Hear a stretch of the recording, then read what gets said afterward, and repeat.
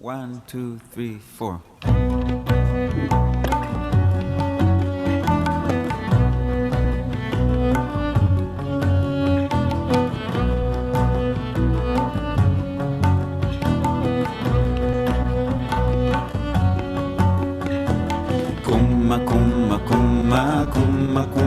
Kumah Elohim, Kumah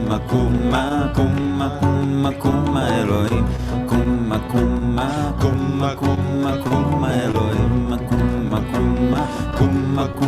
Kumah Elohim, שופט הארץ, שופט הארץ, שופט הארץ, שופט הארץ,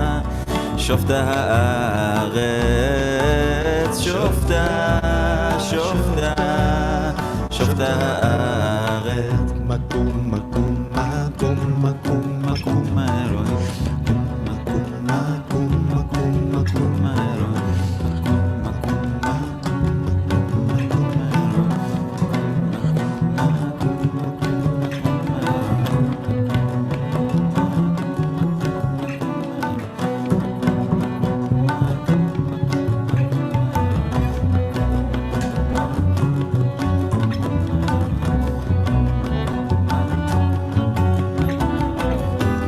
שופט הארץ, שופט הארץ,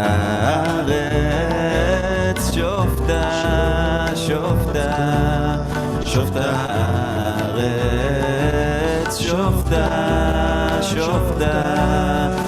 הארץ.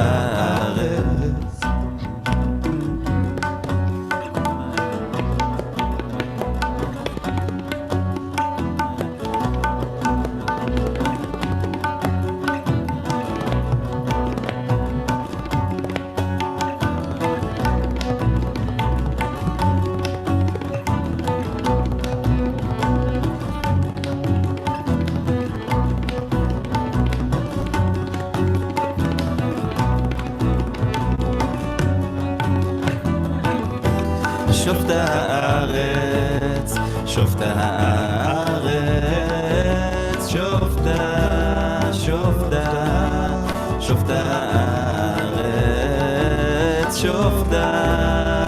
שופט הארץ, שופט הארץ.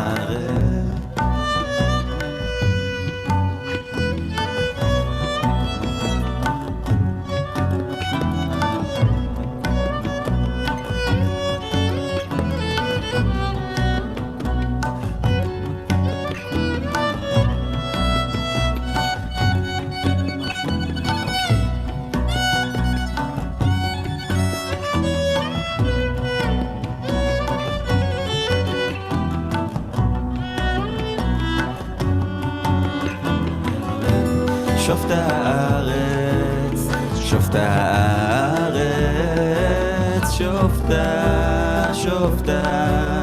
שופט הארץ, שופט הארץ, שופט הארץ.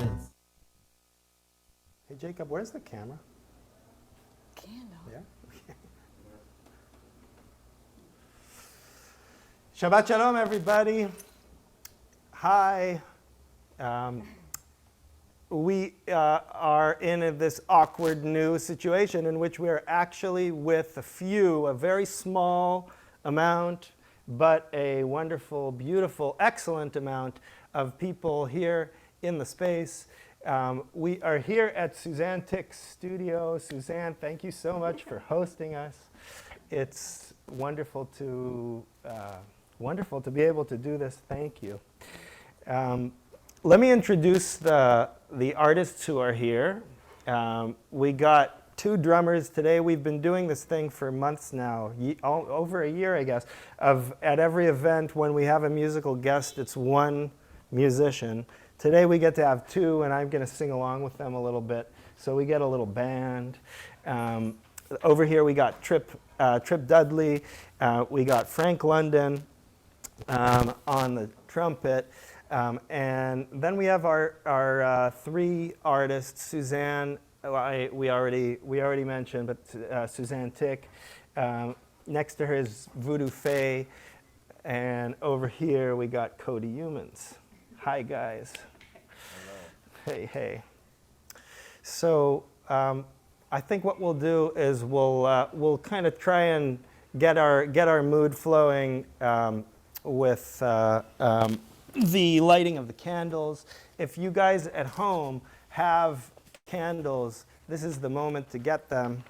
And I'm going to invite Laura Khan to please come and lead us in the blessing for the lighting of the candles.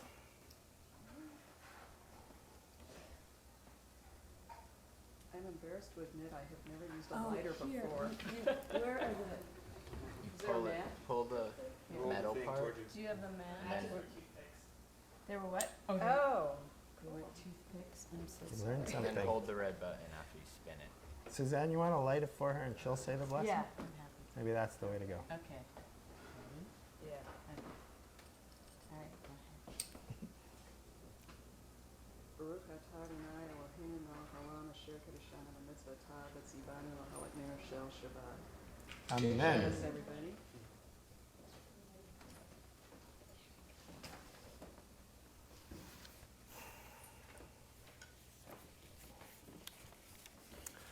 Amen. Thank you, Laura. We're going to start with a song. Many of you will know Lecha Dodi. We're not singing Lecha Dodi, but in Lecha Dodi there's one line that is a very visual line. Many of the lines there are visual, but tonight we're in the realm of visual art. That's what we're here to look at things and think about seeing. And so I took this one line from a vision that the prophet Isaiah had, and that then the poet who wrote Lecha Dodi turned into a verse of song. And it kept coming back to me. I was telling Frank, it kept coming back to me, this verse, and which was my bar mitzvah haftarah. And it just, for the last month or so, it keeps coming back to me. So I figured I better sing it. And I had Frank and Tripp accompany me. And what you're going to hear is about five verses, I think we decided on, out of an entire chapter from Isaiah. Ready?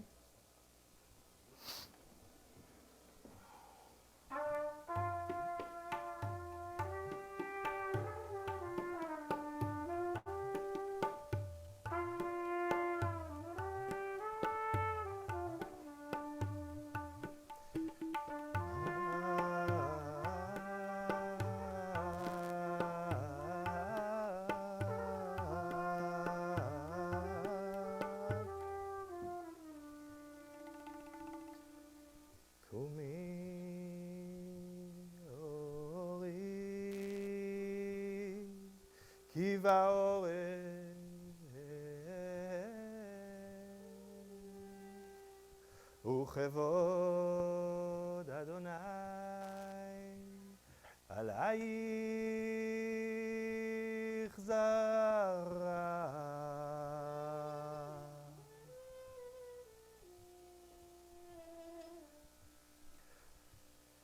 Rise up, my light, your light has come.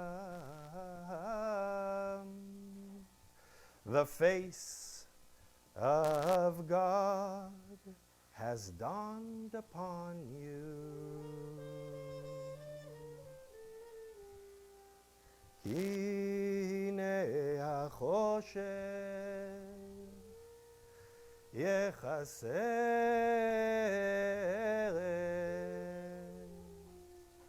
והערפל לאומי ועלייך יזרח אדוני וכבודו עלייך ייראה.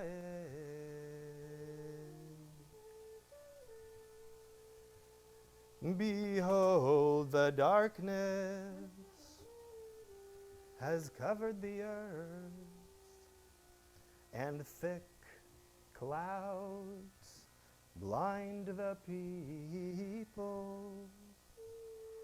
but on you a light is shining, the face of Yah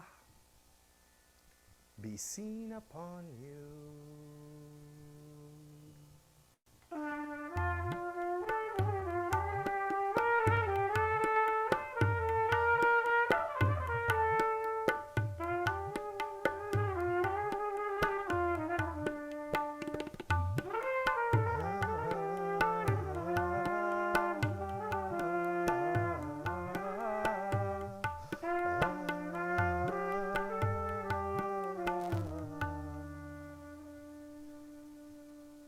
Si סביב עינייך וראי, כולם נקבצו באולך, בנייך מרחוק יבואו, ובנותייך על הצד תאמנה. Raise your eyes and see, they have all gathered around you. Your sons have come from afar, and your daughters with gifts in their arms. Shifat gemalim techaseh Bichrei Midian ve'Ifah, kulam mishva yavohu, zahav ulvona yisau, utilot Adonai yevaseru. Caravans of camels cover you like a blanket. Sisters flow in from the east, and brothers from the south.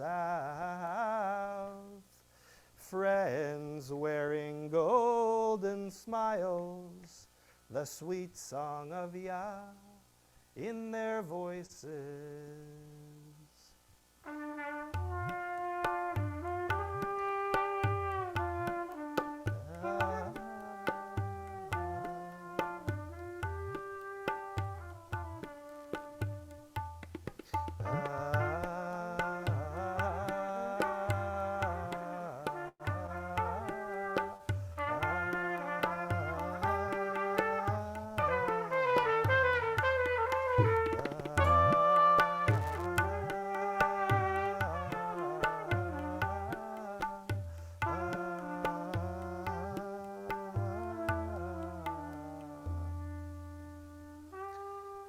לא יבוא עוד שמשך וירכך לא יעשה כי אדוני יהיה לך לאור עולם ושלמו ימי אבלך.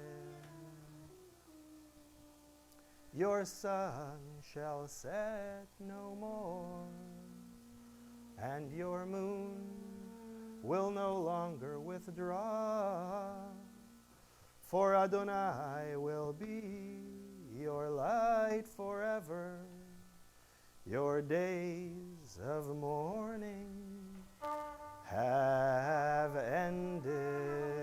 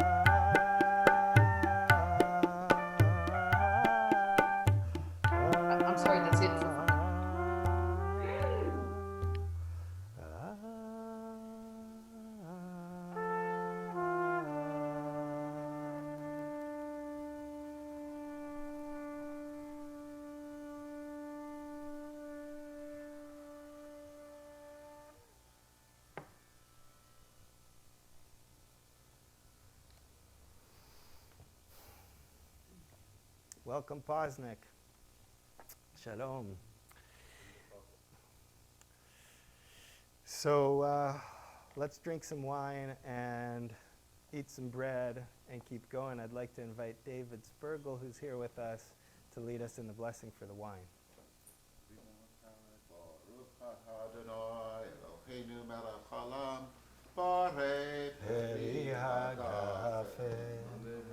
Amen. Sure. Anybody who wants a glass of wine should have one.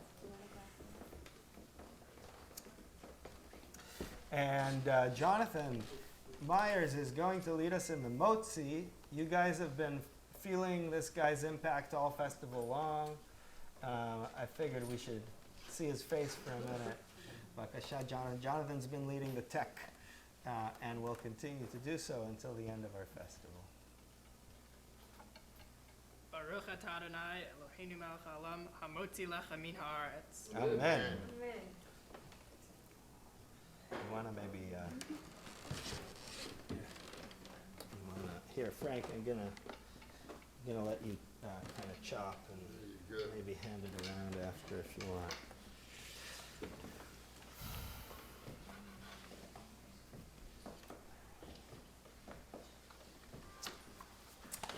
So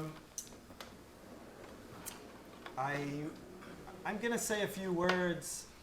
They're going to be slightly longer than I've been saying in the other events of the festival, those of you who have been at them. I'm not going to go too long, but I wanted to take a minute and share something about my thoughts about this festival and this whole notion of faith, art, and politics. I'm going to start with a verse, and I'm going to ask you all to repeat after me, including those of you there on the screen. Ha'adam. Ha'adam.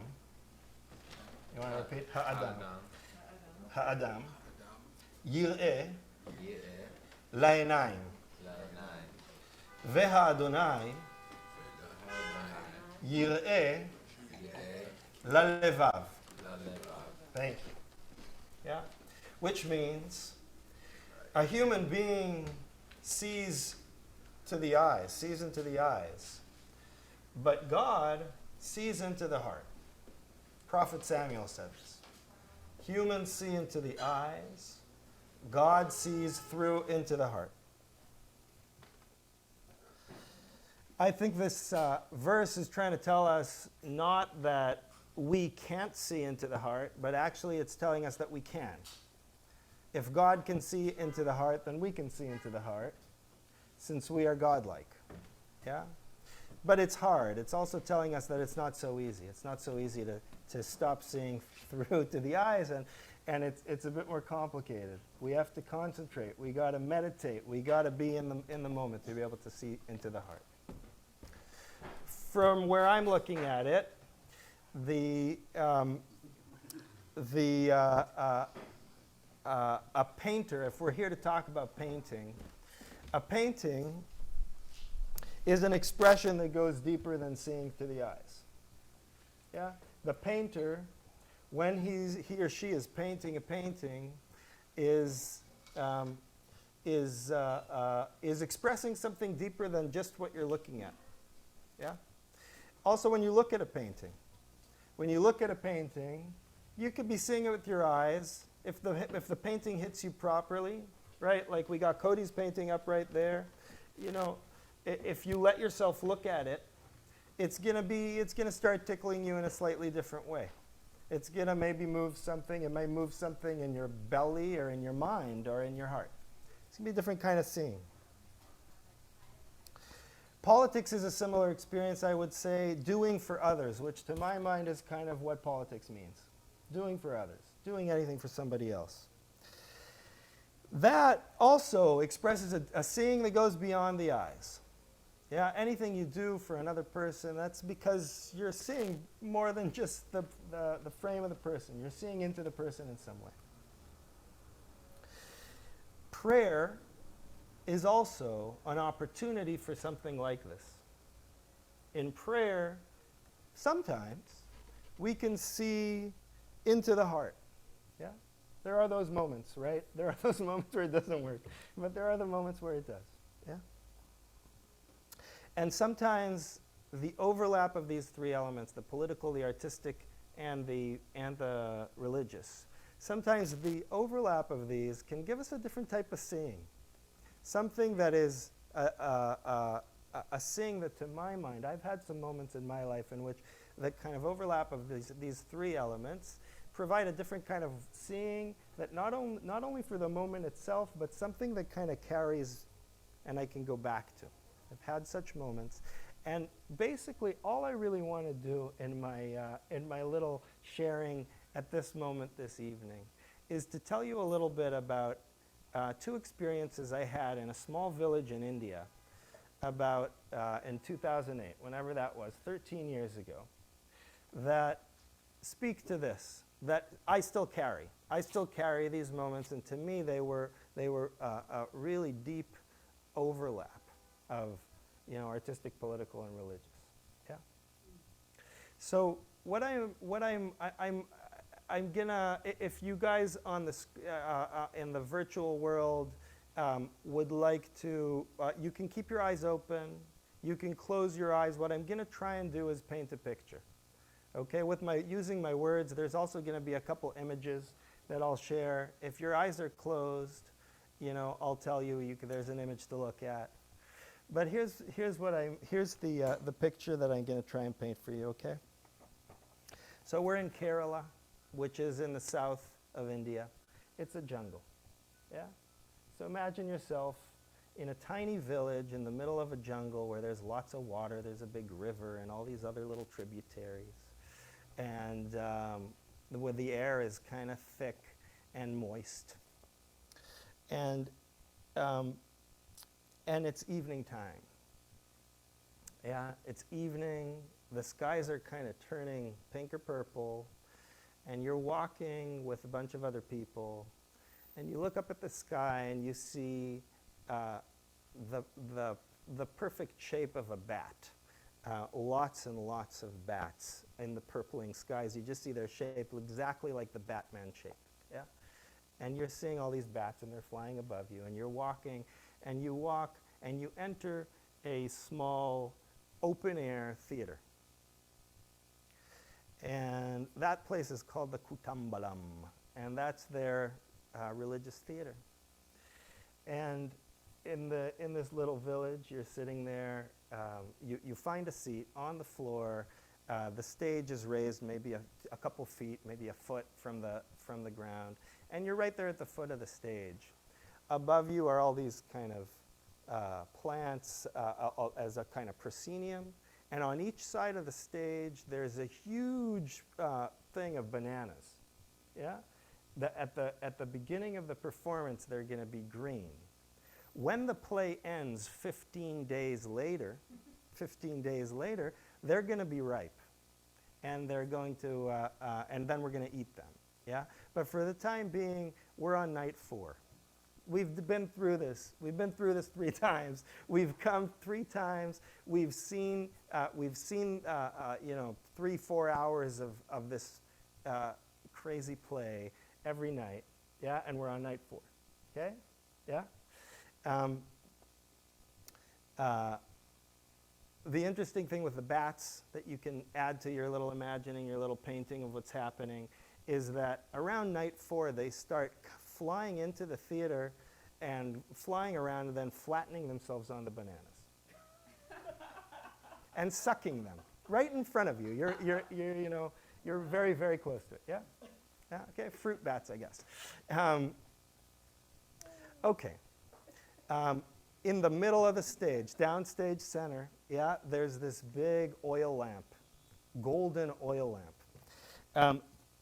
Jonathan, you want to show them if you guys need a visual that goes beyond my description. It's that first image. You guys see there's that kind of golden pillar, and somebody's going to come into that golden pillar and fill it with oil and then light it, and it's going to be this big fire, far bigger than our little fire here. That's the main lighting scheme. Okay, you guys can see in the picture. You can see the bananas, and you can see the 2 drummers. and sitting on these enormous miravu drums in the back, yeah, these huge pots that they have to sit on top of. They come on, they make some prayers, they go kind of like this, they touch them, they touch their heart, they touch their face, and they start drumming. Yeah, that's the beginning of the play.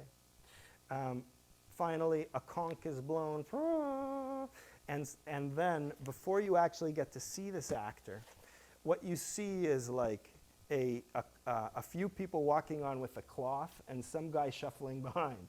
Yeah? And then finally, at a certain moment, the cloth is removed, and what you see is an intricately painted face with an enormous costume, headdress, this whole South Indian extravaganza. You can, Jonathan, you can move to the next picture. Yeah, that's what the guy looks like. Yeah. And he comes and he starts first making these prayers. This is probably the best actor I've ever seen in my life. His name's Margi Madhu, and he's a master of the form. This theater form is called Kuriyatam. And it's considered the oldest existing theater form in the world. That's what they say. It's kind of hard to tell if it's true, but it's at least 400 or 500 years old. They've been doing the same thing. This guy, Madhu, is going to be, he's going to act the entire thing. Yeah? And he's not going to speak much. When he speaks, he's not going to speak, he's going to chant in Sanskrit, which is a language nobody understands there. Yeah? He's going to chant. Voodoo's looking at me like, what? Everything's off beat right now. Right. So he's going to chant in Sanskrit. The rest of the time, he's going to be telling stories with his hands, using a sign language unique to this theater form. Yeah?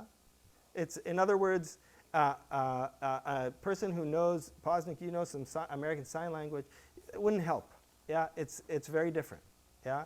Things like this, things like this, a variety of things. Some make sense to the onlooker and others just don't. Yeah? So he's painting pictures. That's what he's doing.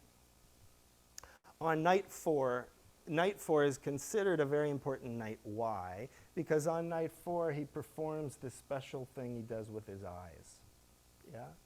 And it lasts about 45 minutes. Yeah? But basically he's going to go, I'll try and do it. Hey, Jacob, could you kind of zoom in on me a little bit? Yeah?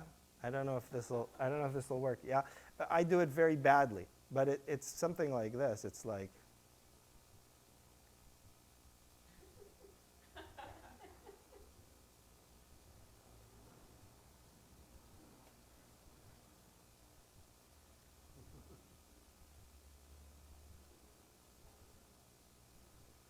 yeah, and so forth. About 45 minutes of these very intense eye exercises. I'm telling you, this is the play. Yeah, that's the play. Yeah, why? Because the play is really, in a way, about seeing and what you see. That's one of the reasons why I'm kind of describing it to you guys tonight. Now, the character he's playing is important. This guy doing the weird stuff with his eyes. I mean, the actor is a priest, really, in this moment, yeah? But he's playing a character, and the character he's playing is the 10-headed demon god Ravana, yeah, for those of you who are familiar. The ultimate bad guy of Hinduism, yeah? For 15 days, what are you going to do? You're going to come and watch the bad guy. And what does the bad guy do? He's trying to get the goddess Sita to have sex with him, and she refuses. And he's like pathetic and more pathetic and more pathetic because she just keeps saying no, he doesn't know what to do with himself. That's what the play is about. And Sita's married to Rama. That's right, exactly. She's a married woman, that's part of the whole thing. But basically, over time, you really fall in love with this poor guy. That's really what happens. It melts your heart. At the end of this 15-day thing, we asked Madhu, what's the play about? He said, love. Love. Yeah? So, and that's what happens. You kind of fall in love with this guy. Yeah? Fall in love with the bad guy. You fall in love with the bad guy. Yeah. So, that is already deeply political to me. That's one of the things I'm talking about when I say political. Yeah? Imagine a play like that you fall in love with, the previous president. Imagine a play where you fall in love, with Haman. There's a play Michael and I worked on in which you fall in love with Pharaoh. Yeah? That's what we're talking about here. Yeah? But that's not the only political element. Something that makes this experience even more kind of deeply political is where you're sitting and watching it. Now, I told you we're in a little theater, and I told you that it's a religious theater. What I didn't tell you is that this art form for several hundred years was performed only in the temple and always sponsored by the wealthy. Yeah? And in the 60s or so, there began a kind of quiet movement of these Kuriatam artists saying, we're going to move it out of the temple. We're going to bring it out to the people. And Madhu, that's one of his big things, is building a theater. And he built a theater, and suddenly, we come, and the audience is made up of people from Israel were there, and people from the States and Germany, and then local people. Yeah. So that's a big piece of the politics. But the most political thing, to me, that happened in this play is because you're sitting there for so long, yeah? 15 nights, 15 nights, it's probably total like 60 hours of watching this. Slow, very slow, yeah? But mesmerizing, is that it does something to your concentration. It allows you to see in a kind of different way. Something else happens. By the end of it, your concentration, your ability to concentrate. I was just, in this world with the cell phones and the this and the that and all the distractions and everything that's coming at us all the time, no matter what we do. It's like a preserved little jewel, a little gem in which you're there with the actors. And that to me was the most political element. And some of you may have seen this note I sent this morning about redemption, and I want to talk about redemption tonight. I want to talk with you guys about redemption and what redemption means. But to my mind, when I think about redemption, I'm thinking also about redemption. There's redemptive moments.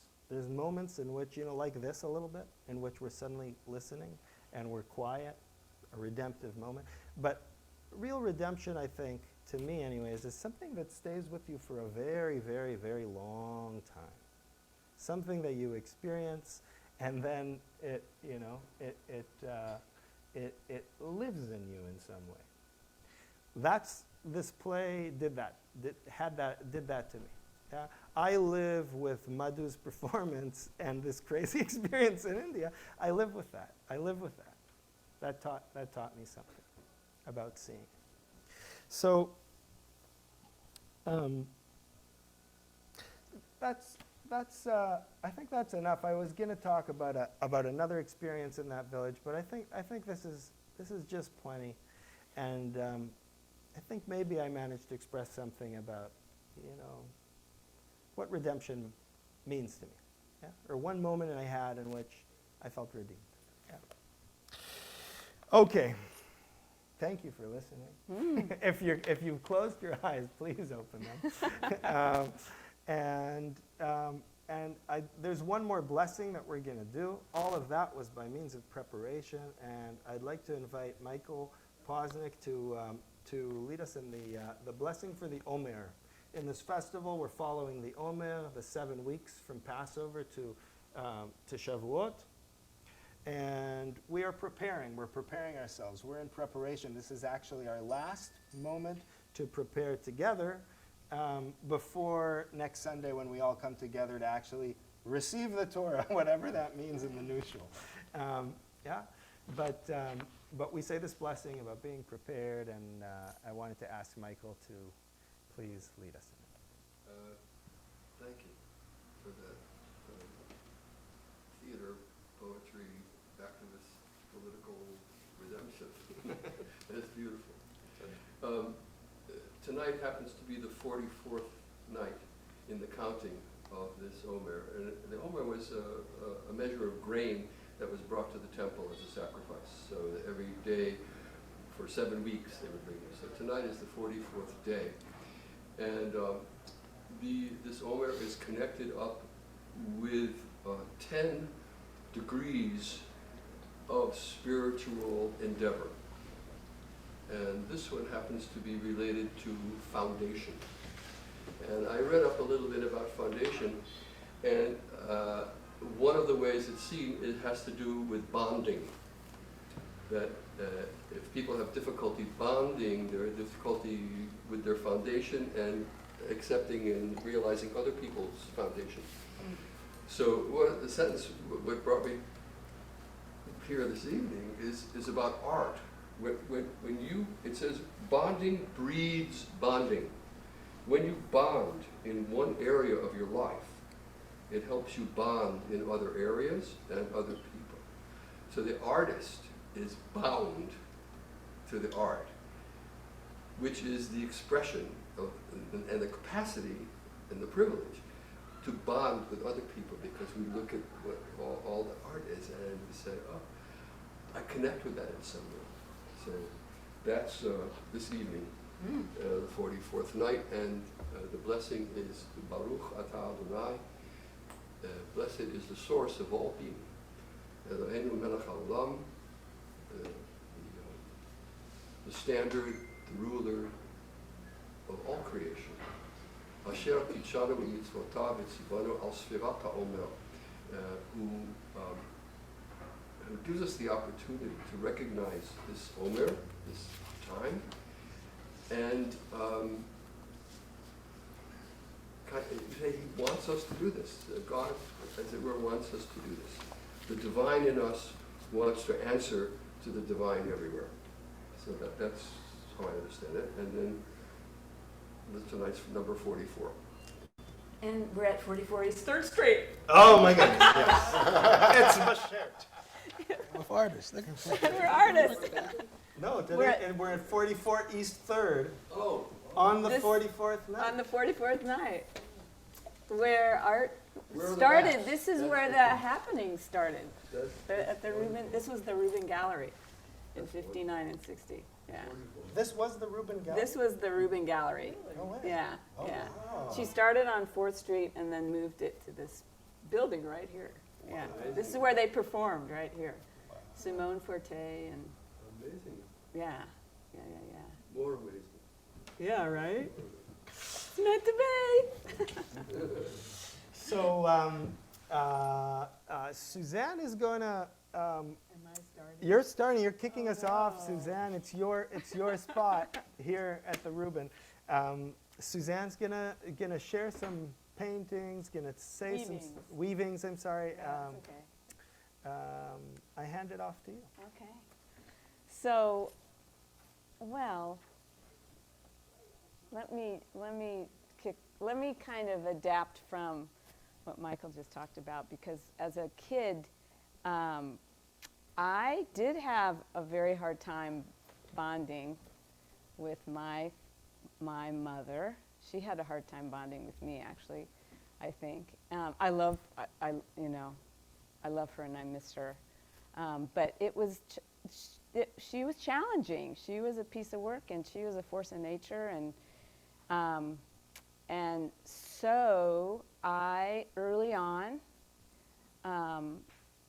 had a connection with, I didn't know who it was, but it was there. And I would always ask for a sign that everything was going to be okay. Because I was so confused my whole childhood with all the tension and friction and anger that I grew up around. And I was like, and then it would come down on me and I'd be like, I didn't do anything. Like, why is everybody angry at me? Like it was just a colossal confusion for me. And so I would always ask for a sign. I would always go and I'd go inward and I'd be like, show me a sign and show me a sign. I know there's something out there other than what's happening here. And I was always shown a sign, and a lot of it had to do with my artwork. Like I was, like at 3 and 4, I was just like thrown into art, and that was my driver. And every time I did my art, I felt like that was a good thing. Like I could connect with it, and I didn't have to talk to people. I was so afraid of people because I didn't know what was going to happen. It was volatile. I grew up in a very volatile. Now my brother would say he grew up in a whole other household. But for me, my mom had we had a really tough relationship. So I spent my life creating and bonding with my artwork, and because I could be introverted and be with my work. And as a weaver, it's a very meditative, very inward stuff that I work with. So why don't we show, I don't remember, like, what pictures did we have here, so I can talk about some of the first one up. So I'm just going to take you through some of the work that I'm doing. This started a while ago. I mean, so I've done, my art is all about recycled materials, and I feel like as a designer, and my work life is all about making things, but my artwork is about found materials.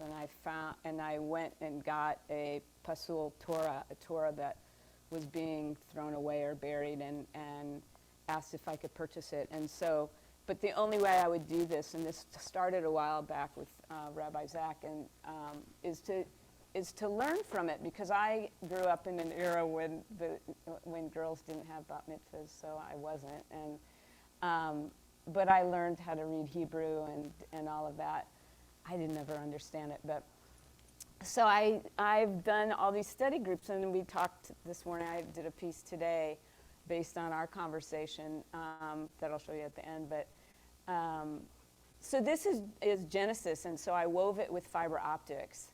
And so the piece is the size of the parchment paper, and I've taken it apart very delicately. And we found out that I could do work on the Torah.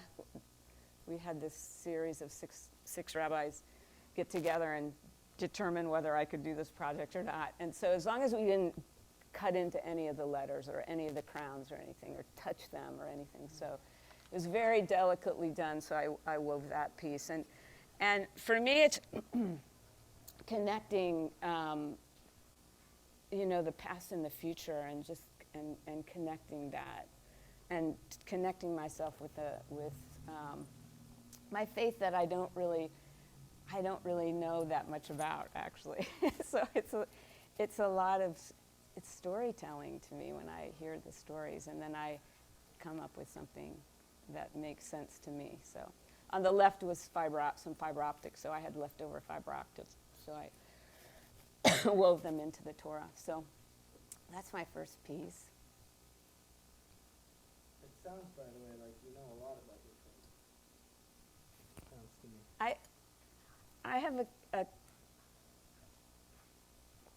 I have a connection. It's that connection. We're all connected. We're all connected, aren't we? We're all connected. We're all one, right? So I have that kind of connection. So go to the one before that. The white one, or is the white one the next? That one. Yeah, this is a transformational piece, and this is about really coming back and understanding where I am in my life. And these are shredded divorce documents. And I got divorced after 17 years, and I was really confused about the whole thing. And I was the one that wanted it, but I didn't understand what had happened. And so I read all my divorce documents. I read through them every single page because I was like, I need to understand what happened. And so I never do that again. I know I'm a part of this, and I know I want to grow and transform from that, and I want to be at peace with it. And so I read the documents, and then I shred the documents. Oh, it felt so good to shred them.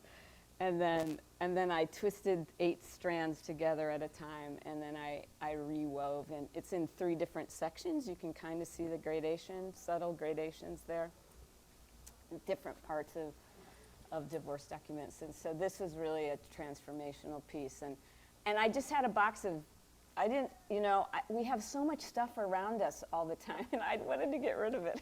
So I didn't know if it was okay to do it, but I wove it, and it was called Pulp Fiction.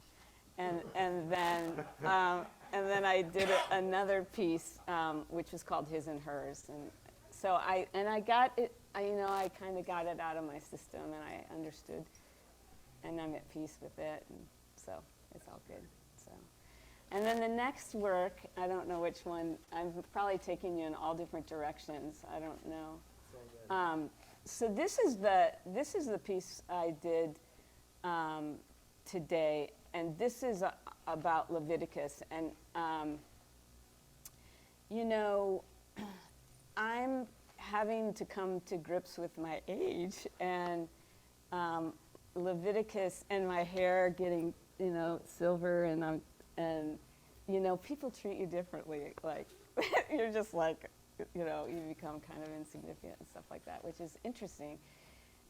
So, not so, I've always kind of felt that way, but when you get silver hair, but, I don't call it gray because I've heard in India that they call silver hair wise hair, it's a wise hair. So I'm keeping it this way. So, but these were old dried flowers that I kept, and this piece was really about the teachings about one's period, right? In Leviticus. And I don't have it anymore. And you it's like dried flowers. They're beautiful, but they're drying, and there's this sense of that dryness that I found beautiful in making this piece. So, and that even though as I grow old and older, that I still feel that that there's so much beauty in growing old, and it's not. So that was the metaphor for me for that. So Beautiful. yeah. Suzanne, you want to tell us about the one behind you? Just to get everybody's, because we are really kind of hearing about a lot of different things. That's the plan. We're going to hear from each of the artists. No, I didn't kind of went off script. Yeah. We're going to hear from each of the artists about their art and some reflections about their art, and then we're going to come back and we're going to have a conversation. But we're kind of gathering material right now, so let it wash over you. Listen up. If there's if there's anything you want to ask, you can put it in the chat, and we might be able to get to it later. So this is a piece that we're going to be working on next Sunday at 6 p.m.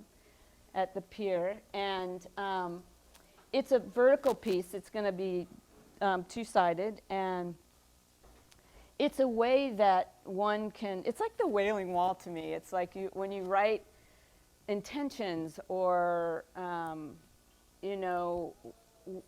what you would like to have happen for the world or for yourself or for your family or whatever, and or you can just whatever you want to put in here. To me it's all about recycled materials. So what one needs to do is cut strips of old fabrics. I put a bunch of old linens in here. I've got tape from some kind of construction. I've got all kinds of things in here.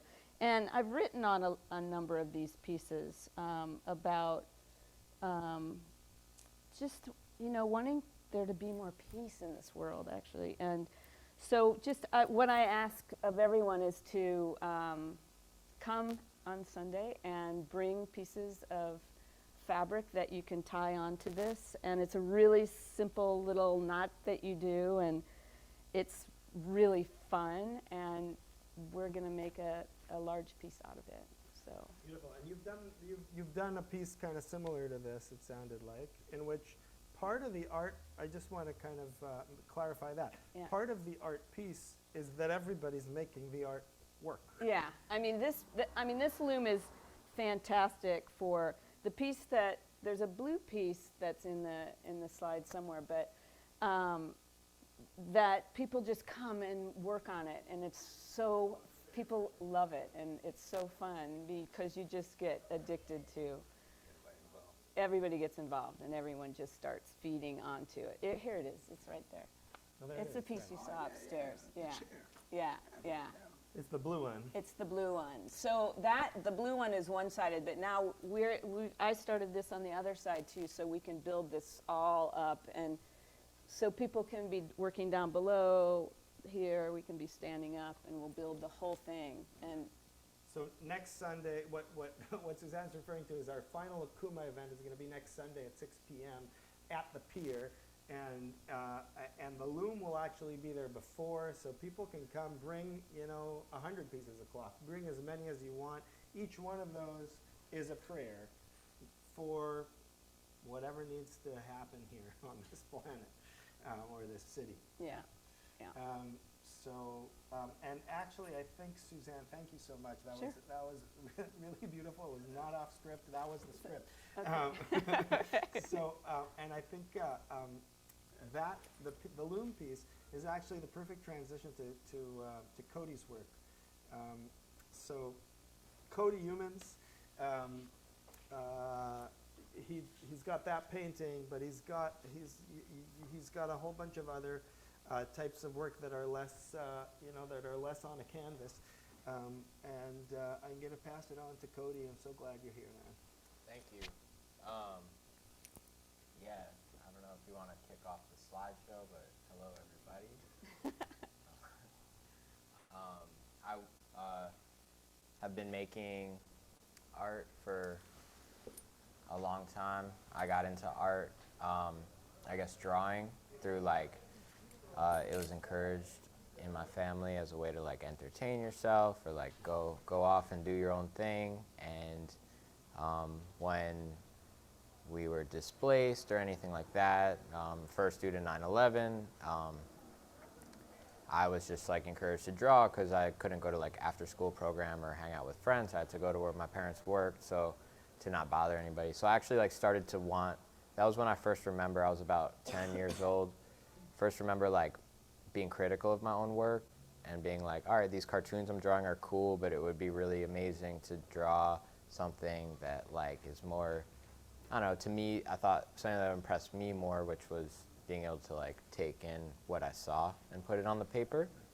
But I was really practicing a lot of lettering, graffiti, whatever was a social thing that was kind of accepted and artsy. I was a little shy to go off and be full on creative kid. I still wanted to be my 10-year-old self still wanted to be a baseball player and all these other things that were more socially acceptable. But I had friends that were starting to be into graffiti, and it was what some older kids were doing. So that seemed like a safer outlet for this creative side of me.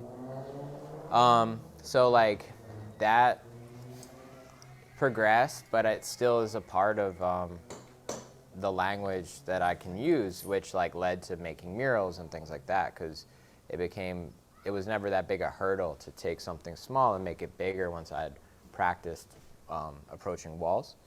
So, and another part of me is just that while I was always fortunate to have a place to make art, whether it was in the school or after school or at home mostly, I felt always nobody was you're the artist in a lot of institutions and things. So it was a lot of self-driven.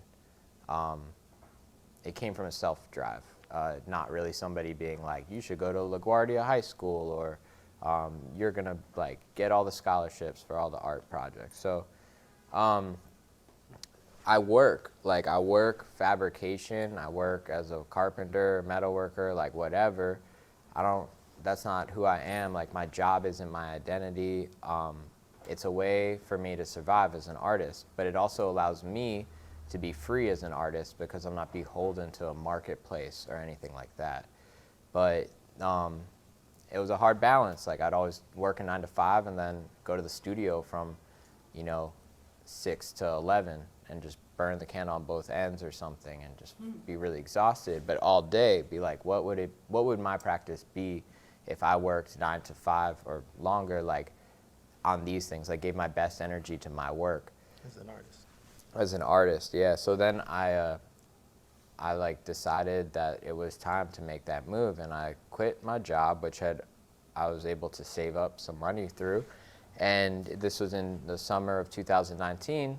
Went to a residency in Morocco where I was afforded that opportunity. The program was no cost. I just had to fly myself there, and then I just was able to make art. And I subletted my apartment, and it all worked out really well. I was surprised how easy that was, and I hadn't really traveled before. Both of these that we're looking at here are both of them are from the trip to Morocco? Yeah, and the slide prior. If you go to the first slide, it's a mural. Yeah, so that is so where I stayed in Morocco was a sustainable farm, which means they practice permaculture. They don't practice, they're not like an industrialized farm. They're not producing one crop for the government or something, which Morocco, most of the natural resources, pretty much all are exported, but this is a special place. So this mural I painted on the other side of where most of the residents live and where like the guy who owns the farm lives. This is on like the farm side, and that is on the workers' pump house, or it's the pump house, but the inside of it is the workers' break room. And other residents who had done murals there had all painted them on the other side, and I thought, like murals are public art, they're for the people, and I wanted it to not be for the European travelers or the more privileged people who got to stay at the residency, but for the workers. And so it became a homage to narratives that I had learned throughout, like about the farm and about like maintaining that land, about like humanity, but also about the nature. And like, it's a very dry place, so we were always like kind of praying for rain. And so like, and when I say praying for rain, it became like a spiritual thing. Like it was, we weren't praying to a God, Allah or God or whatever. You were praying to like nature, and you were asking the sky to like change its pattern and open up.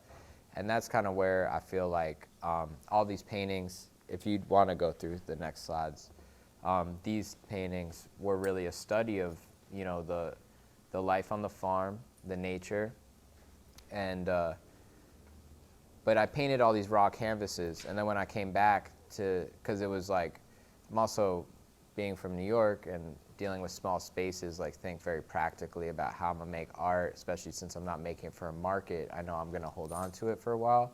So I painted on these loose canvases, was able to roll them up and then travel for a month after the residency with them on my person.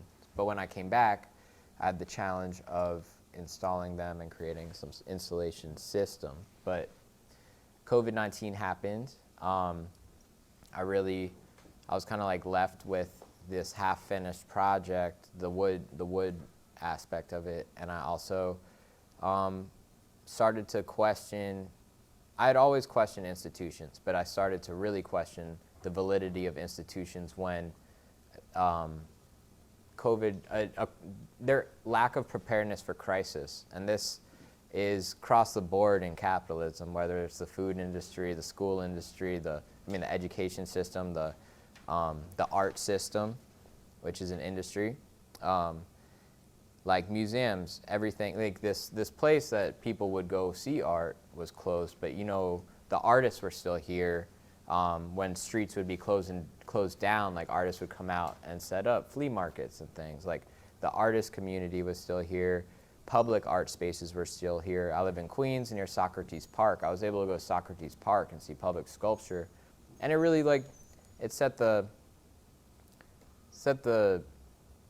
like stage that I knew this is what is for me, like, and this is what speaks to the narrative that I'm looking for, which is how to make art really accessible, no gatekeeping, and how to communicate like with wider audiences. But also, if you want to go to the next slide, I don't think art, like you can look at a painting. Oh yeah, this is these paintings installed in the public. This is at a community garden. I'm just kind of playing around with getting them out in public now, and they're both sided. So the wood drawings on the back side of the frame or whatever it is, stretcher, they reflect animals that from memory of the farm, or like are within the paintings and things like that. But the next slide is a mural I painted during COVID at my local laundromat. And you know, I had no studio space. I was just like looking for outlets, and I went to I love the family that owns this laundromat, Luis, and I asked him, you know, like this bland front, like, do you want a mural, like for free? I'll paint it. I'm just looking to like promote myself, and he agreed. He was like, make a drawing and let me see. I made a drawing, and to my surprise, I ended up getting permission to do this. So I wanted the mural to kind of reflect the community that uses the laundromat, which was a very Latin American community, Latinx community, extremely diverse community. However, the neighborhood of Astoria, most of the murals would be like cop, firemen murals of white men, which wasn't really showing like the true community. It showed the petite bourgeoisie, like upper middle class community of landowners or like real estate owners. So when I painted this, if you go to the next slide, I didn't paint it only myself. I painted it with the community, and like pretty much the child on the right is the son of the laundromat owners, and the kids on the left just live on the block. And many more kids came. School was closed, and I felt like it was my responsibility to open up this opportunity to give kids an opportunity that a school might not even provide for them, but to take ownership of a public art piece and take part in the mural. And kids are amazing artists. Naturally, they were drawn to it. It wasn't something I had to force them to do. So that was really empowering experience. And soon after that, and since COVID started, as a way to almost get out of the house, I got involved with mutual aid groups that had just started in my neighborhood. Like everything in terms of the community organization, mutual aid work, pretty much started at the beginning of COVID in Astoria at least, and a lot of neighborhoods, but certainly what we were learning from was the most poor and neglected communities at the NYCHA houses were the communities that had mutual aid from years and years before. So that's where it would start. I would bring food. I would collect food from the Boys and Girls Club and help distribute it around the NYCHA houses and Astoria houses.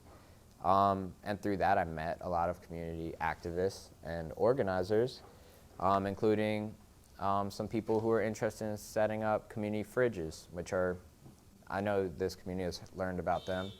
And as an artist, I know I have skills, and I didn't want to just be the guy handing out food or doing a task that I know there were always other people coming and kind of filling the place of that job, as the mutual aid groups got bigger and bigger, more people were entering them and being able to hand out food, where I felt like, okay, like I'm kind of an extra number today. Where can I get more involved that fits my skill set? And growing up, my parents had a lot of friends that were either in the carpentry trade or like things like that. So I always looked up as a child before 9/11 in downtown Manhattan.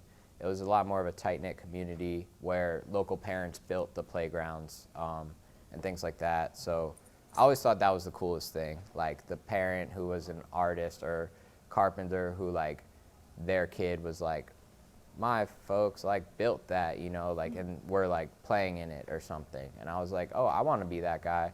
And it kind of all came full circle when I met the people doing the fridges, and I was like, do you guys have anybody to build shelters for these fridges? Because it was a concern whether they would last through the seasons. So if you even go to the next slide, these are local community fridges that I built the shelters for. You can flip through the slides a little. I think there might be, yeah, these are the most recent ones. So You did the carpentry for these? yeah, I did the carpentry for these, but with the help like of volunteers, because this is mutual aid work. It's not about I didn't do it, you know, we all did it. And I didn't purchase the materials, you know, everybody purchased the materials because we got donations. So the whole community was supporting these things. And what I liked about it was, just like the mural, I was able to invite people to get in, to educate, to learn some woodworking, you know, learn what it is to build a little shed and actually how easy it can be. And these things pretty much get built in a day. The second day, I usually come back with somebody to like do a coat of paint and put the doors on. But with the help, it's like pretty quick, and it kind of draws back to like art as a tool for education.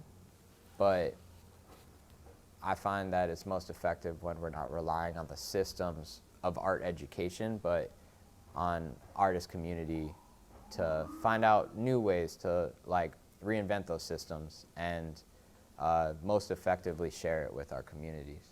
Beautiful. If it's okay, Cody, I'm gonna, just in the interest of time, I'm gonna Yeah. move us along a little bit. Also because you landed on art and education, and Voodo, I know that education and art, I know that's something dear to your heart that you think about a lot. Usual mix, right? Well, Hi, my name is Voodo Fé. yes. This is Voodo Fé, everybody. He's got Amazing, his studio amazing stuff. Myrtle Avenue in Amazing, Brooklyn. great energy. Thank you for having me here. Quick background story, an unusual story. My mother was the one that really got me into art. When I was a child, I used to rock a lot, and I would rub the carpets. So when I saw your piece upstairs, I was like, hey, that reminded me of a child, and I would rub the carpet a lot and just rub. And even if the TV was on or off, my parents were like, something's wrong. And I would see on their faces that I'm disturbing, doing something wrong. So my mother came home one day with a set of watercolors, and that was clicked it, right? So it became a thing of when she would introduce me to people, she'd like, this is my son, the artiste. And she was Haitian, so she had this accent. And I would tell her, like, Mom, this artist thing you speak of, what is that? What does that mean? So it became something to where she just kept me in that lane, and was something where she saw that my energy was one that was controlled, because I'm a handful. But it was something that was there, which was amazing that she caught that, because there was absolutely nothing else on my plate that was going to work, right? I happen to be dyslexic. I've never read a book before. I've had to figure things out. I remember being laughed at by my teacher by the way I read out loud in the 5th grade. So that ended everything for me. But there were 2 things that my mother leaned on. She said, if you get in trouble, smile. I was like, all right. And stay with the art, stay creating on this lane. So it became a thing of, that became my strength. My super streak, my superpower became this thing that I could, from Like I don't have a sketchbook, I don't have an idea, nothing. The idea is already done. I've created over 8,000 registered pieces of artwork, right? Like this is what I'm supposed to do, right? And it became a thing of unusual opportunities have fell in my lap. Right? If you go to the Barclays Center and you look up at the JCK uniform that's retired, I designed that. You know, and that's something I could say with pride, something that my family could be like with that. Because at the same time, I used to not be somebody of much pride, right? I used to be a severely talented alcoholic. I used to drink a gallon of rum a day. I've had 10 surgeries. I'm bipolar. I've been homeless. I've been hit by 3 cars. Most people don't get hit by a car, and I'm getting hit by 3 different ones. Lost both my parents in my 20s. I have the lungs of a 65-year-old man and a high probability of having a heart attack, right? But that's my so what, right? That thing gave me a reason to find what am I willing to do for free. That's all my life is right now. I'm having an amazing time on this planet. All I gotta do is wake up, I got it from here, right? So it became a thing of like, well, where I thought things were, it wasn't big enough, right? It became a thing of like, wherever you're at, multiply it by 10, right? Like as big as your vision is, as big as your ideas, I was like, let me multiply it by 10. I was like, well, you know what I want to do? I want to get art back in school and get it protected legislatively, right? And then I was like, I don't know how that's going to happen, but I'm willing to lay back on this leaf and let this river take me where I'm supposed to go. And then one day, an idea came up where we started quantifying the emotional effects that colors have on your stress level. There's quantifiable ways to get this information, get it together, package it properly, and with our connections through some of our political connections and affiliations, there's a way to support this idea to get it to the right people. We're not asking you to fund the whole thing, just let us test it over here first and prove it. But once it's proven, now you open the idea of that child like myself who only option, you know, it sounds like, you know, in terms of where we are, in terms of where we, like there's things that, there's special people, if you don't give them their wand, they don't know they're special. You can't take the wand from us and expect us to be magic, right?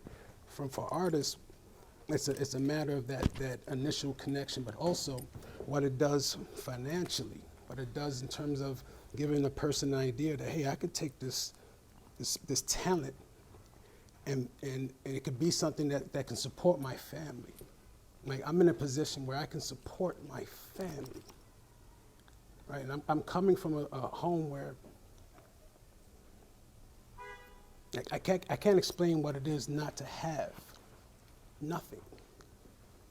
And now I'm in a position where I can help, right?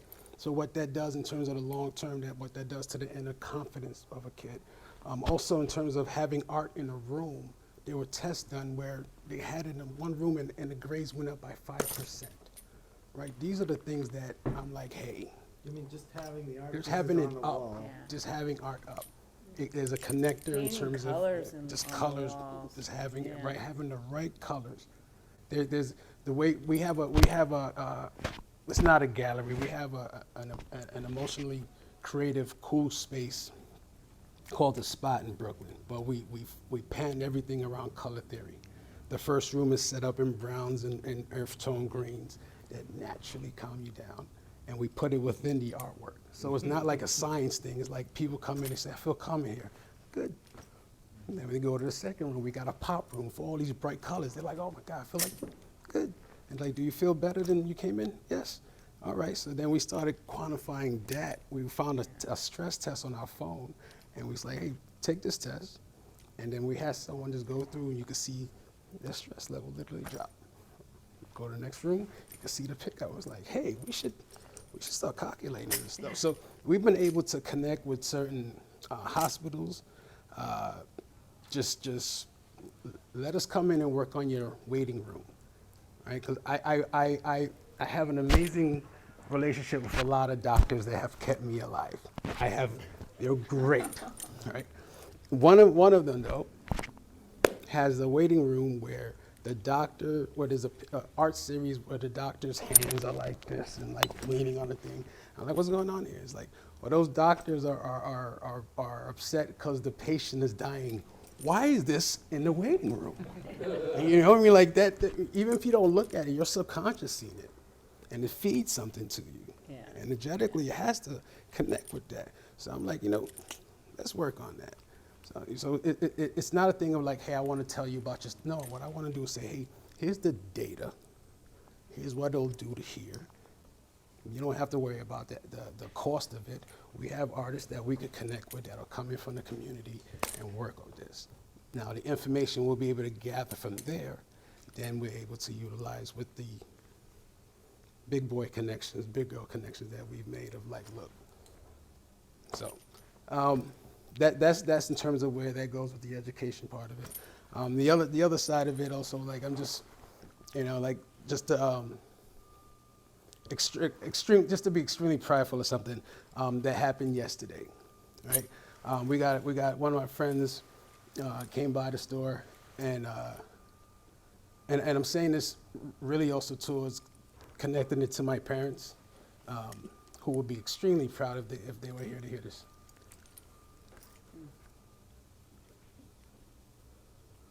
So he came to the store and he saw a pillow that we got with the Obama's face on it, right? It's a painting I did, and we just put it on a pillow. He said, hey, I'm sending something to that family on Friday today. He said, why don't you let me take that pillow, put it in a package, send it to them. To the Obama. I said, no. I said, I'm going to do a painting. So I painted the entire family, including the dog, and he's picking it up today for it to go to them. And that's something for someone who used to crunch pills and smoke them. Like, I literally woke up in a gutter one time to be able to be in a position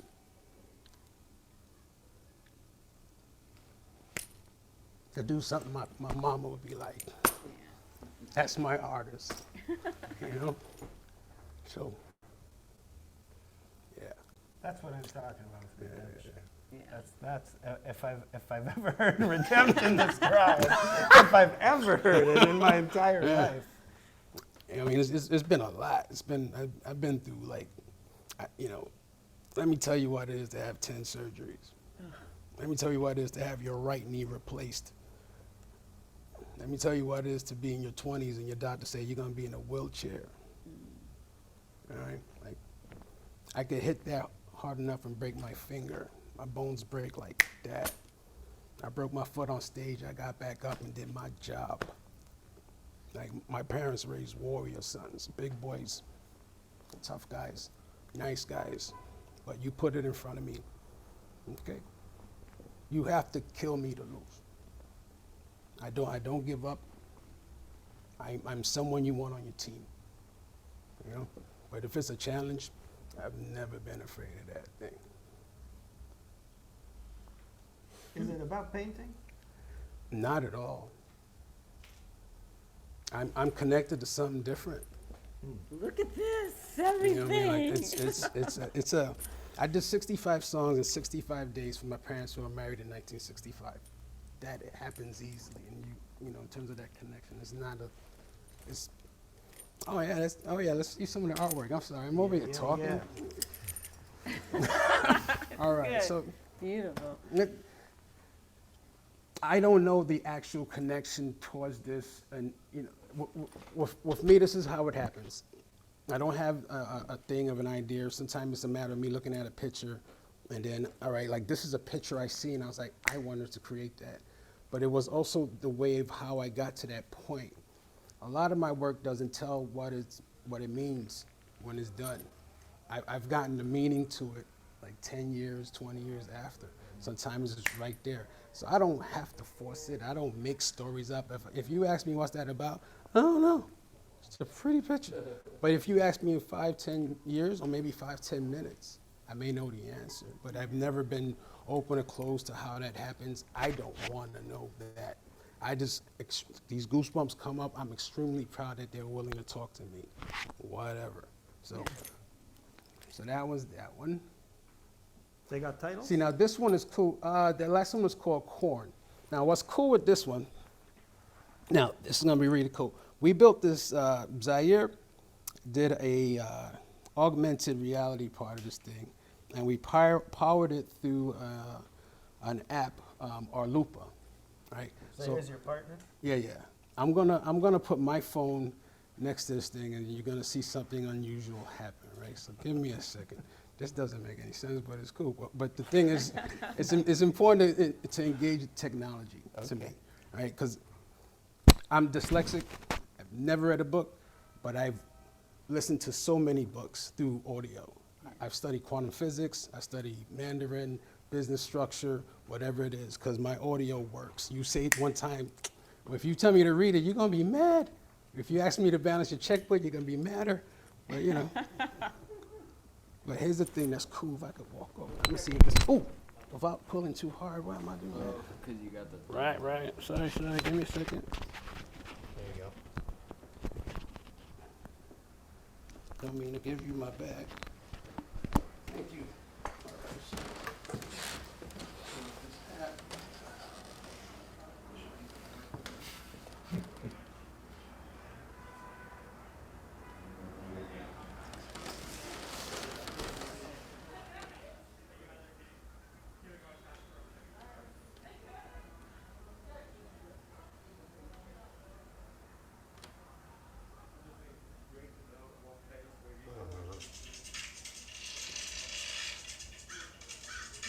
Oh my God.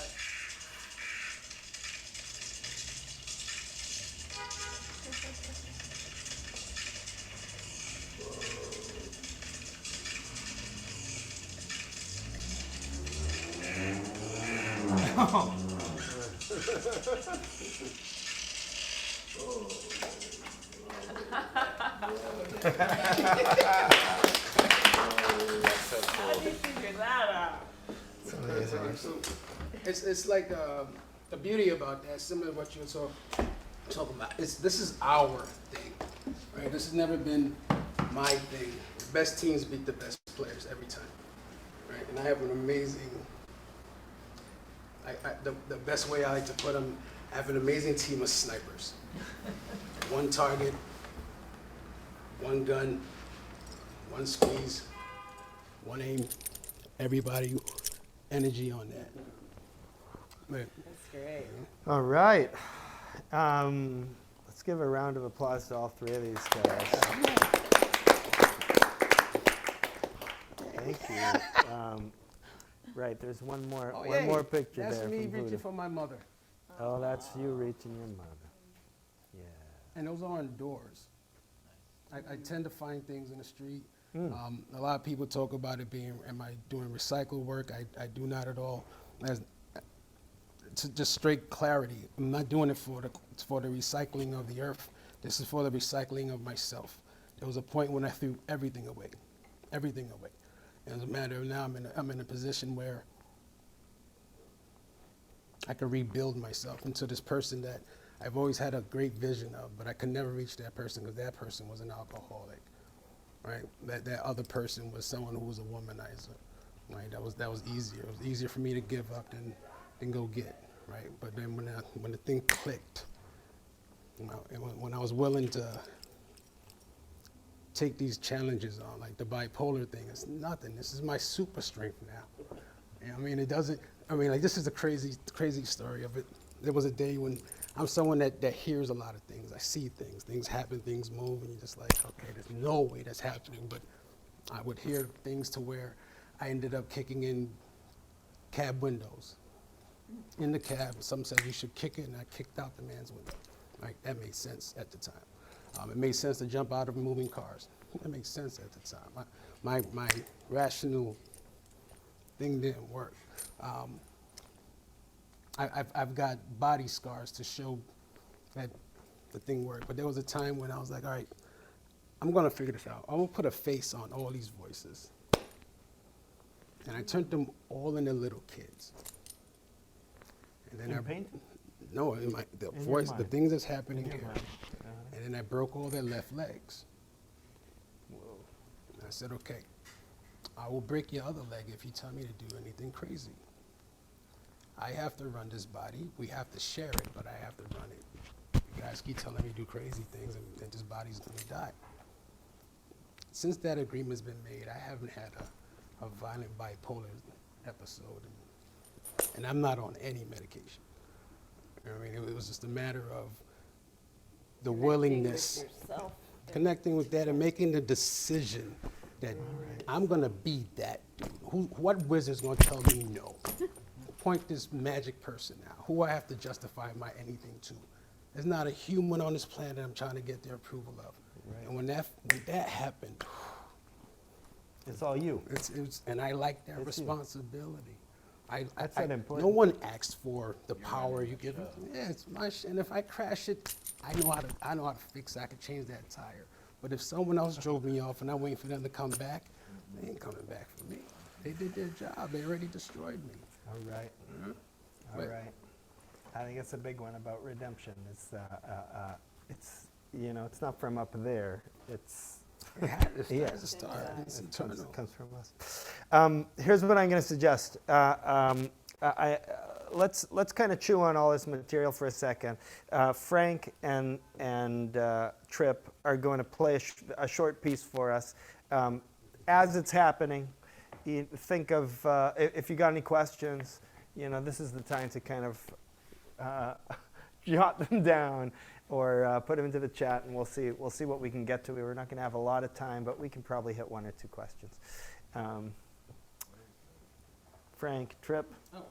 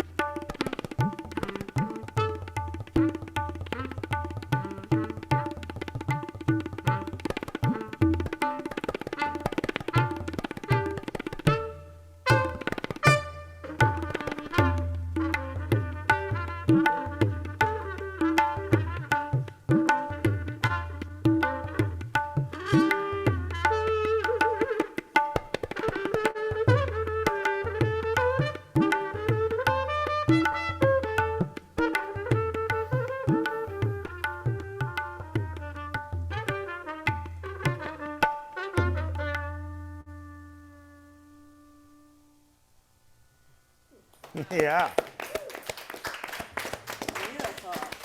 Awesome.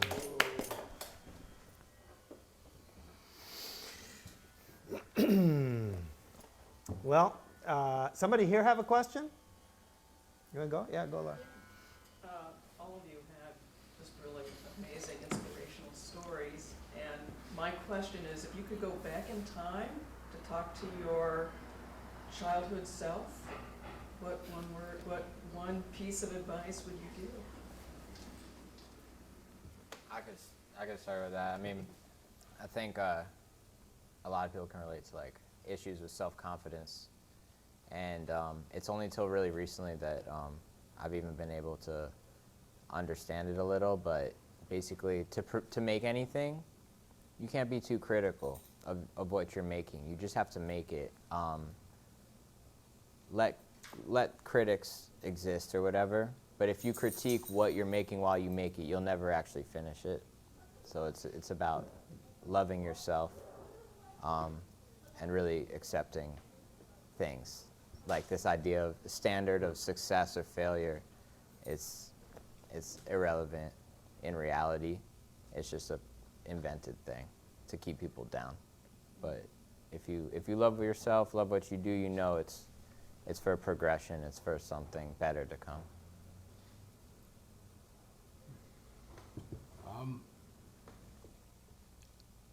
I don't think I would change anything. I would tell myself just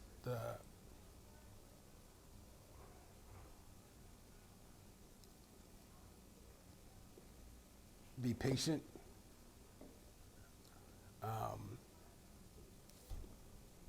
Don't kill yourself. Like, don't try to kill yourself.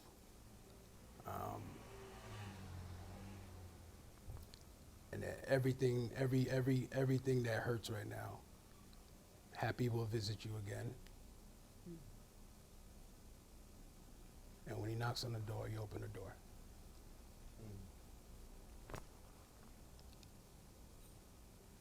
For me, it's recognizing when I fall into that small self, that small bad self, and recognizing that I've gone there and stop, just get out of there and just like go to my like unbounded self, like just don't let myself play down in that spot, and I don't do it anymore.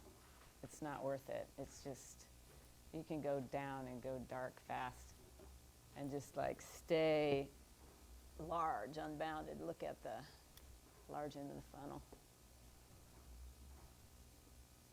You can change the way you think.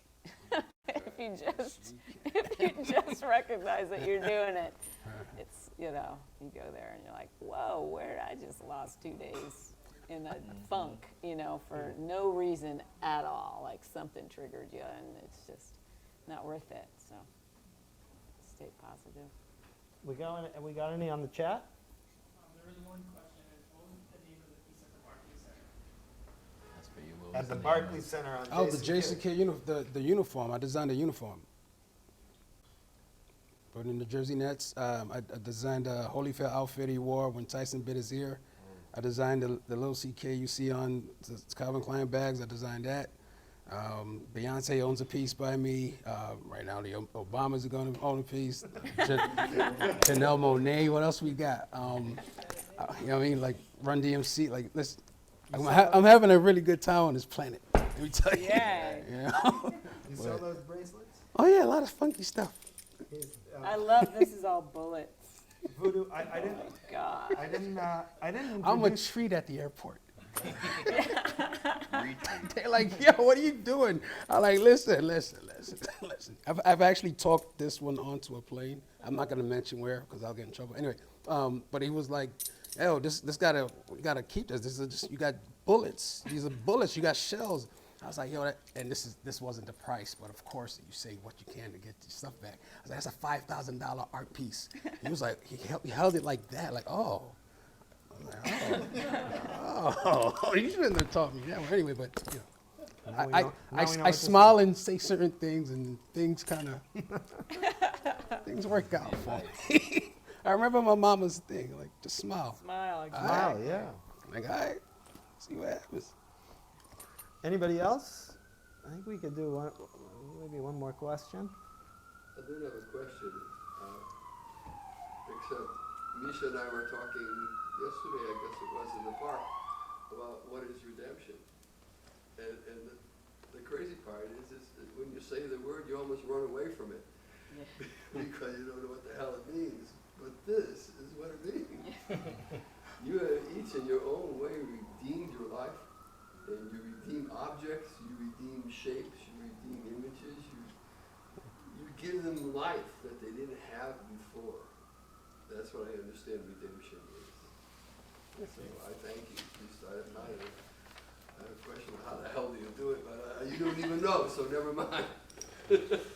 Thank you. I was going to say one thing. You use the word bipolar a lot. What I hear from you is like infinite polar. It's my super strength. You know what I mean? Bipolar is whatever it is, it's like multitudinal polar. Yeah, there's other stuff happening in my head that I can't explain. Great. There was like when the eclipse occurred and they tell you don't look at the thing, and I didn't look at the thing. I'm a bit of an airhead. I don't know if you noticed that yet, but I will zone out. And we went to the store. I had my glasses on, had the thing down. I wasn't trying to look up, although it was entertaining to do so, but I didn't. We get to the store, we get back, and of course, I just wanted to see where the thing was at, so I didn't look up. And it caught straight, and only description I could give is that I just seen the eye of God. That's the only way I can explain what happened. I get home, the back of my head is on fire. It feels like something is stench, like burning in the back. Sonya turns all the lights off. She's like, "What'd you do?" I said, "I looked at the sheet." So the next day, the interesting part is now when I meditate, there's colors going on that I've never seen before that I can't explain to you. That's So, what I'm talking about with the scene. There's other things happening that I cannot explain. There's when I close, people turn into animation, and I could tell Sonya and the whole story of what's going on, and I look up, open my eyes, and she's like, "I don't know what to do with that." It's like, this is what's happening all the time. Sometimes I was looking at you earlier, and there were butterflies flying out of your hair. That happens, and that's entertaining, so I end up looking at it. That's great, because I end up staring at it like, "Yo, you know there's cameras on, right? You might want to, oh yeah, right, we're here." But that's part of the cool stuff. I don't know. Let's get Haley's question. Sorry. Just a quick one, but I was really interested about what you were saying specifically with like colors and how they like affect, just like the atmosphere and like our body. And so I was wondering if you or each of you had like a favorite color or frequency that you resonated with most. I do. I mean, this is our color wall. These are all the colors of our textile line. But I like the gloaming hours. I like the gloaming hours, right? As either when the sun's coming up and then when the sun's going down, when the colors are shifting, and so they're you're getting those colors just right in between that. You don't even know that you can name the color. And I think those are the most soothing and peaceful for well-being and stuff like that. So when we work on colors, we're, thinking about what kind of colors people want to come back to, in their work and their environment. And, but yeah. Your turn. I actually don't have a favorite color, but I know my color red is my power color. Like I am. Your pitta. And it's and a great thing about it is like a small thing we could do right now, right? Like if I say what do you think red tastes like, right? What do you think red sounds like, right? What do you think red feels like, right? Now if I ask everyone to look around the room, I guarantee you everything that's red jumps out at you. Like that's the beauty of how if you have an understanding of what the brain is and how it connects with certain things, there's certain things there's certain ways to use these colors in a different way. And I think people are, like if you're in a red office, you will be stressed out. Well, that's why they paint red in casinos, because you lose all track of time. Mm-hmm.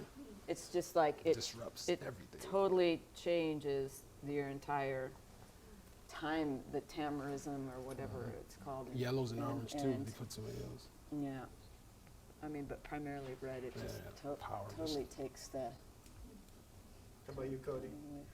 I've been playing around with colors a lot recently, like especially these paintings over here. The back sides are pretty much just like color blocking, and what I've really like found is if you put one and two colors together, if you just use one color or two colors, you get an effect.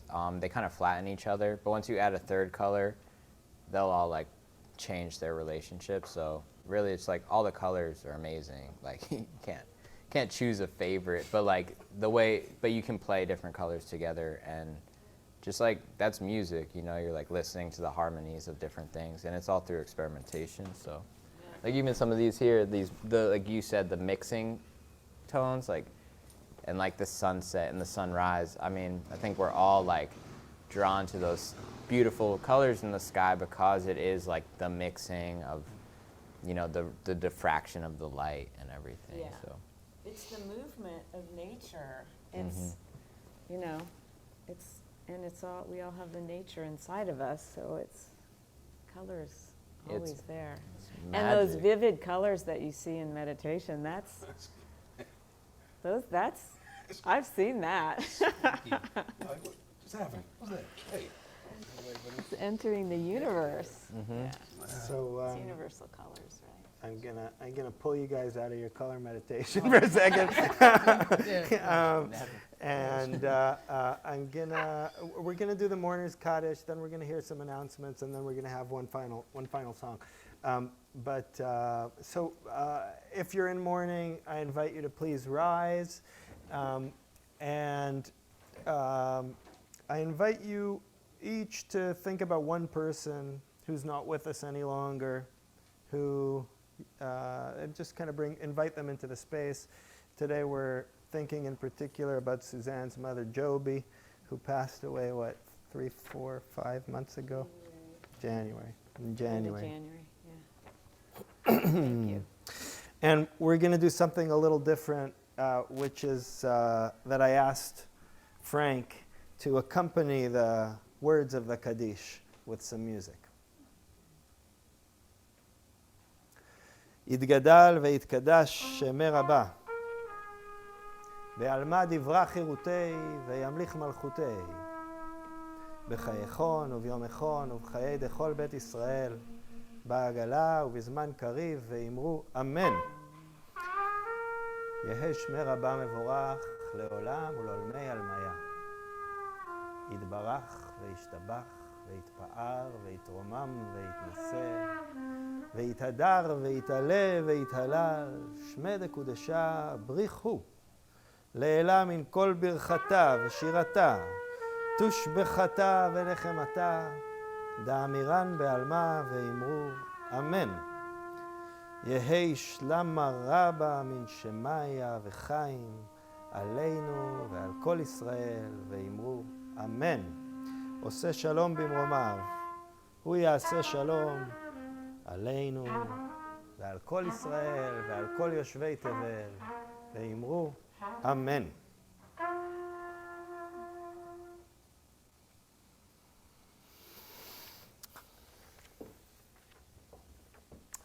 Thank you. And I turn it over to Judy for some announcements.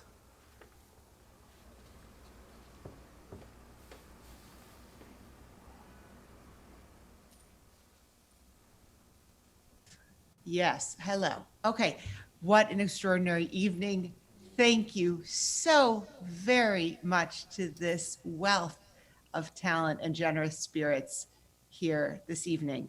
Thank you to Cody Umans. Thank you to Voodo Fé. Thank you to Suzanne Tick for your artistry and your wisdom and your gifts and your time and your stories. Thank you, Frank London. Thank you, Tripp Dudley, for the extraordinary music. Thank you, Rabbi Misha, for always being our master of ceremonies and for your musical stylings and your stories. This was indeed the penultimate event of the Kumah Festival. I also want to say thank you to all of you who are here. And if any of you are not members of the New Shul, we hope you'll consider joining. We are a community, a creative, curious, questioning, community. And this Kumah Festival, I think, has absolutely expressed and reflected the core values of the New Shul in terms of creative expression, questioning faith, applications to present day in action and in politics. So if you have any questions about membership, if you're curious, please contact Susan Myers. Her email address is susan@newshul.org. If you forget that, go on our website. You'll be able to find her. Also on our website are recordings of all the previous Kumah events. So if you missed any or you want to revisit moments from some of them, they're there. Please feel free to share.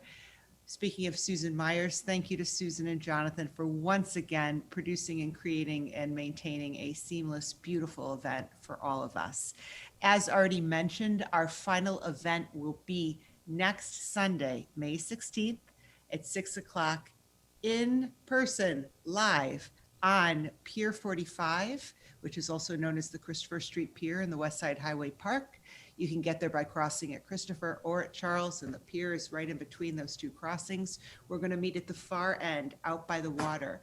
Suzanne will be there with her gorgeous loom.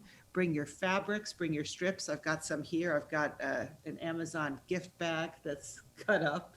I've got an old pair of jeans.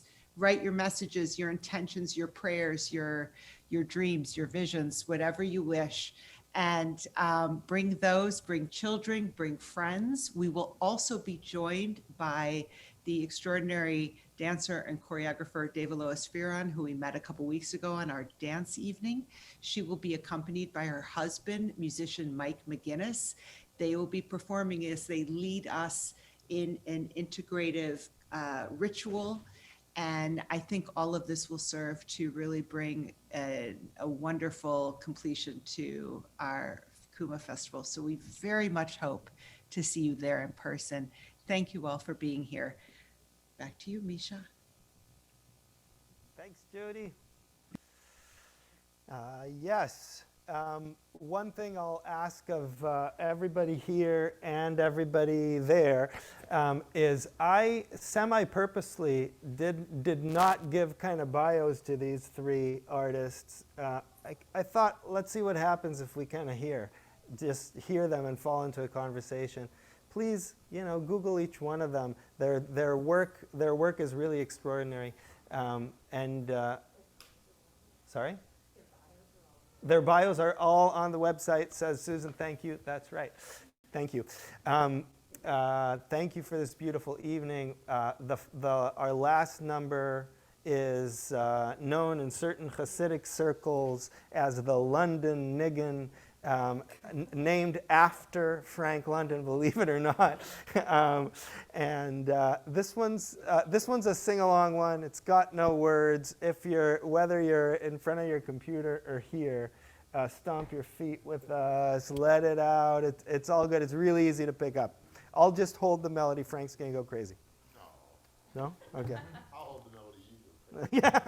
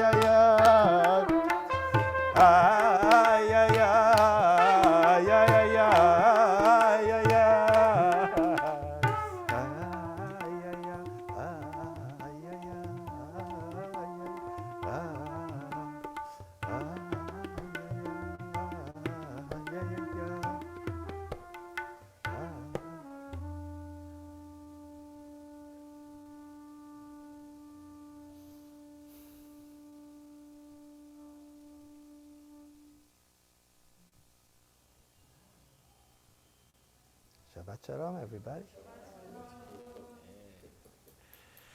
Thank you, guys. The candles made it. I thought they were going to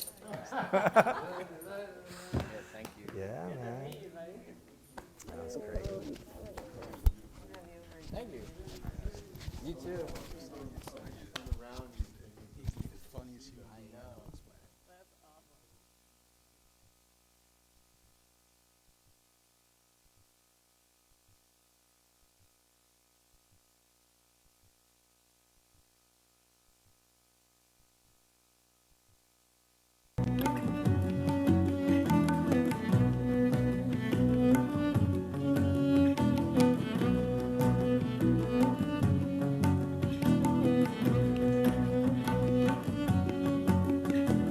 Kumah, kumah, kumah, kumah, kumah, kumah, Elohim. Kumah, kumah, kumah, kumah, kumah, Elohim. Kumah, kumah, kumah, kumah, kumah, Elohim. Kumah, kumah, kumah, kumah, kumah, Elohim.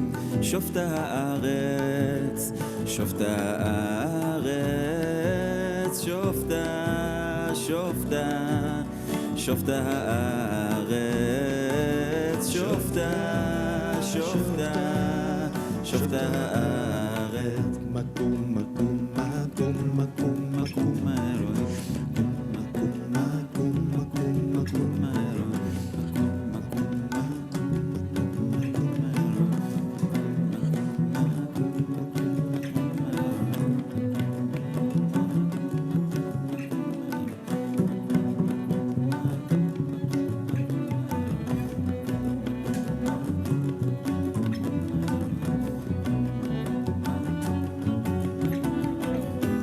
שופטי הארץ, שופטי הארץ, שופטי, שופטי, שופטי הארץ, שופטי, שופטי, שופטי הארץ.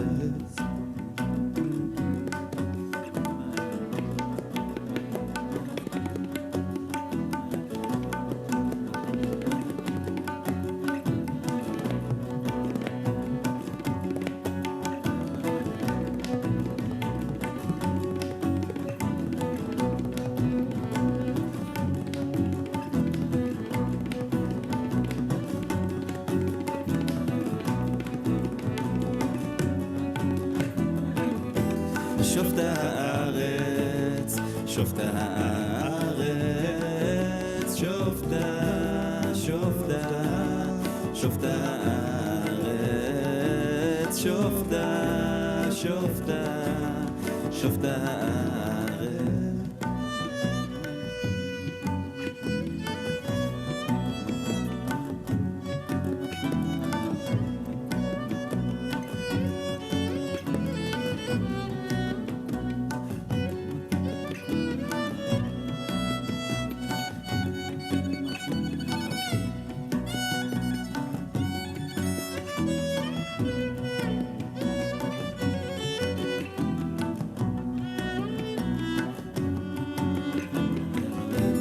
שופטי הארץ, שופטי הארץ, שופטי, שופטי, שופטי הארץ, שופטי, שופטי, שופטי הארץ. מקום, מקום, מקום, מקום, מקום האלוהים. מקום, מקום, מקום, מקום, מקום האלוהים. מקום, מקום, מקום, מקום, מקום Kumah Elohim Makum